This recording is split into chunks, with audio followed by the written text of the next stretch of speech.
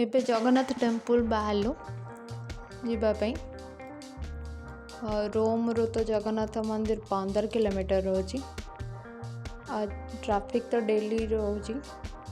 ଆଜି ସଂକ୍ରାନ୍ତି ସେଥିପାଇଁ ଟ୍ରାଫିକ୍ ନାହିଁ ବେଶୀ।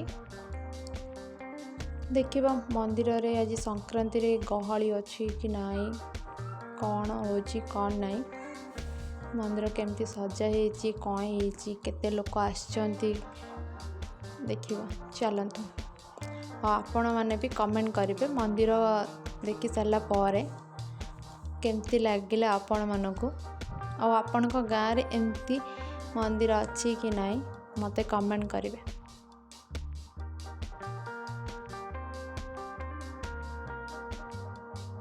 ଦେଖନ୍ତୁ ଏବେ ମୁଁ ମନ୍ଦିରରେ ପହଞ୍ଚିଗଲି, ଜଗନ୍ନାଥ ମନ୍ଦିରରେ। ଚାଲନ୍ତୁ ଭିତରକୁ ଯିବା। ଆମେ ଏବେ ମନ୍ଦିରରେ ପହଞ୍ଚିଗଲୁ। ଦେଖନ୍ତୁ କେତେ ଲୋକ ଆସିଛନ୍ତି, ଗହଳି ଆଜି ସଂକ୍ରାନ୍ତି ଯୋଗୁଁ। ଏଠି ପିଲାମାନଙ୍କ ପାଇଁ ଖେଳନା, ବେଲୁନ୍, ଆଇସ୍କ୍ରିମ୍ ସବୁକିଛି ବିକ୍ରି ହେଉଛି। ତାପରେ ଏଠି ବହୁତ ଭଲ ବି ଲାଗୁଛି, ପରିବେଶ ବହୁତ ଭଲ ଲାଗୁଛି। ଚାଲନ୍ତୁ ଭିତରକୁ ଯିବା, ଦେଖିବା ବାହାରେ ଏତେ ଗହଳି ଭିତରେ କେତେ ଲୋକ ଅଛନ୍ତି କି ନାହାନ୍ତି। ଆଉ ମୋତେ କୁହନ୍ତୁ, ହନୁମାନଙ୍କୁ ଟିକେ କାହିଁକି ବନ୍ଦୀ କରିକି ରଖିଛନ୍ତି? ବନ୍ଦୀ କାହିଁକି ହୁଅନ୍ତି? ଆଉ ଏଠି ଆଉ ଗୋଟେ କ୍ୱେଶ୍ଚିନ୍ ଆପଣଙ୍କ ମାନଙ୍କ ପାଇଁ, ଏଇ ମଝିରେ ଯେଉଁ ଋଷି ଅଛନ୍ତି, ଋଷିଙ୍କ ନାଁ କ'ଣ ମୋତେ କମେଣ୍ଟରେ କହିବେ ପ୍ଲିଜ୍। ଆଉ ଏଠି କାମ ଚାଲିଛି, ମାନେ ଆହୁରି ବହୁତ ବଡ଼ ଆକାରରେ ହେବାର ଅଛି। ଆଉ ଏଠି ସାଇଡ଼ରେ ଭୋଜନ ପ୍ରସାଦ ପାଇଁ ଖାଇବା ଲୋକ ବହୁତ ଦୂରରୁ ଆସୁଛନ୍ତି, ସେମାନଙ୍କ ପାଇଁ ଖାଇବା ପ୍ରସାଦ ରନ୍ଧା ହେଉଛି। ଚାଲନ୍ତୁ ଏପଟ ସାଇଡ଼୍ ଦେଖିବା।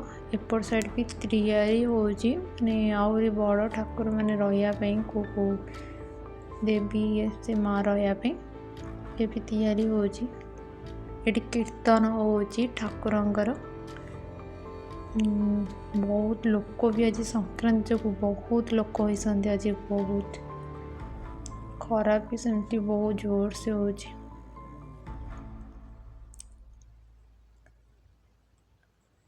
ଆଉ ଏଠି ଦେଖନ୍ତୁ ଦୋକାନ ଅଛି।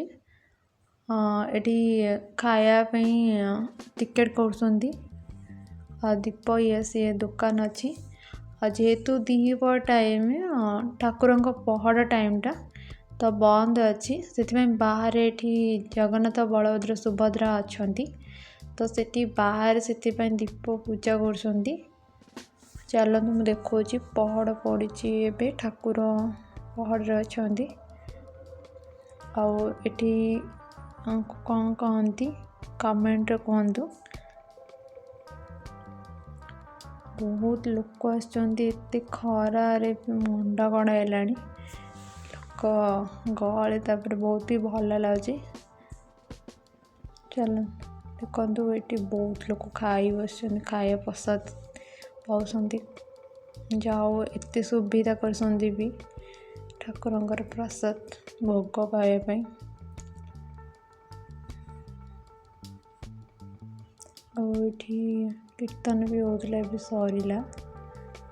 ଦେଖନ୍ତୁ କେତେ ବଡ଼ ଆକାର, ଯେମିତି କଟକରେ ପୁରୀ ମନ୍ଦିର ଯେମିତି ବଡ଼ ଆକାରରେ ସେଇଭଳିଆ ଏଇଟା ହାଇଦ୍ରାବାଦର ବି ପୁରୀ ମନ୍ଦିର।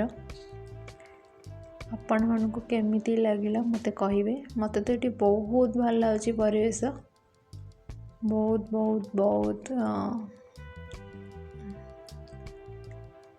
ଆପଣଙ୍କୁ କେମିତି ଲାଗିଲା କହିବେ କମେଣ୍ଟ ଦ୍ୱାରା।